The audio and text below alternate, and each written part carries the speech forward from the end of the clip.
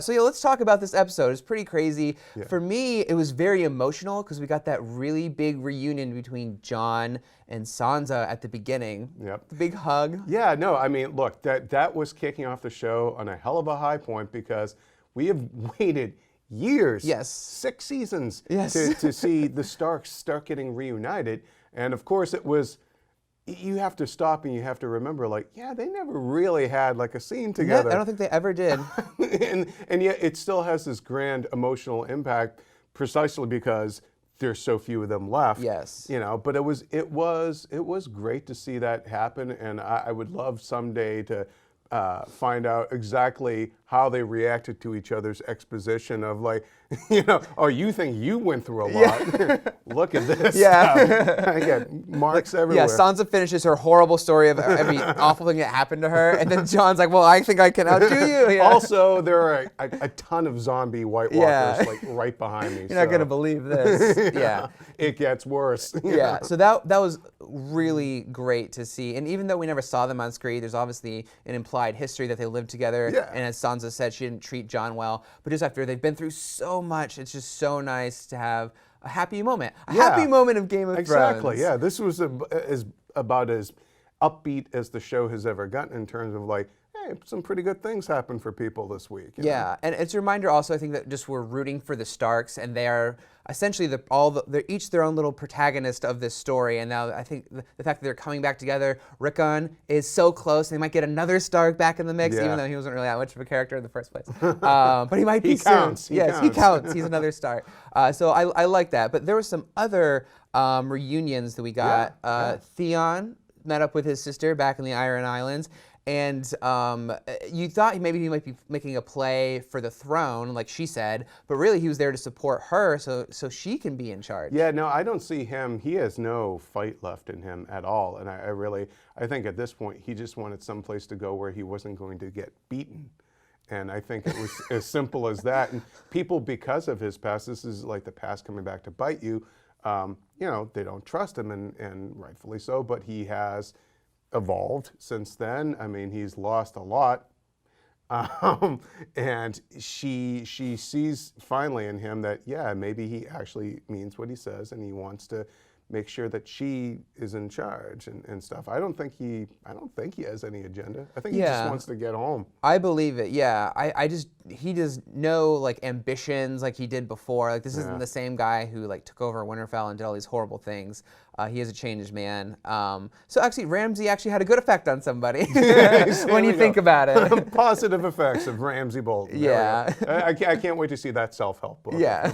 You know? Yeah, so, and her arc has always been one of, you know, I remember she told the story where she tried to, like, when he was a little baby, she tried to pull off his Yeah. his wow. little baby part because, you know, I think she was upset that a boy was born and she didn't want that. And even, like, I think it was last episode that she was told, you know, by she couldn't even take part in the Kingsmoot because they didn't want her to rule. Like, she was a woman. But she's going to make a play for the throne. Yeah, see what no, happens. I mean, it's you know, a lot of strong women coming into their own here and moving into positions of assuming power now between Daenerys, which we'll get to, and then Yara, right? I'm saying her name right? Yeah, Yara, and then obviously Sansa and what's going on there. So yeah, it's definitely it's been interesting to see these sort of reunions happening on this particular episode, but it wasn't even we had three. We have this yes week. another Yes. with Marjorie Yeah. and her brother Loras. And Yeah. what I found was interesting about Future Iron Fist. yes, future Iron Finn Fist. Jones. Yeah,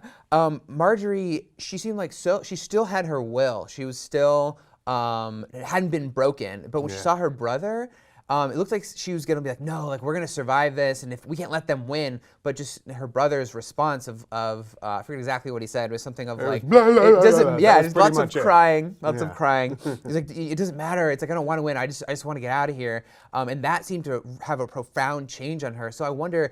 Is she going to give in to the High Sparrow and everything, or do you think that she's still? I think she realized. gonna I think play. that moment was realizing that she just lost an ally in her brother, you know, this great fighter and all that. But she has more fight in her than he does. I mean, she has more of a will to survive. She's had to survive in a different manner than he did. You know, and I think the show is interesting in that you take swords away from men and they crumble, and the women are the ones who have to endure and find ways to survive. Oh yeah, that was awesome, Jim. Yeah. Can you No, put I that think on a I poster? really I think the show is showing just sort of like men without their swords, and we'll get to this with Khaleesi, with Daenerys in a minute, but like, you know, like they're not, maybe they ain't all that. Yeah, with all, yeah. all that, you know?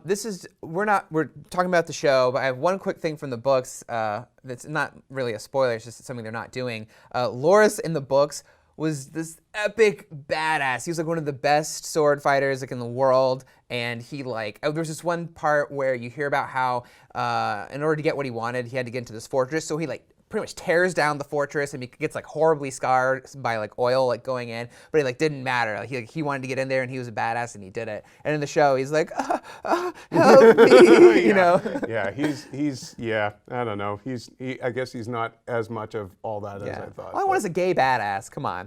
One last reunion we want to talk about is when Brienne just walked up to Davos and Melisandre and was Yeah. like, "Oh, what's up, guys? I killed."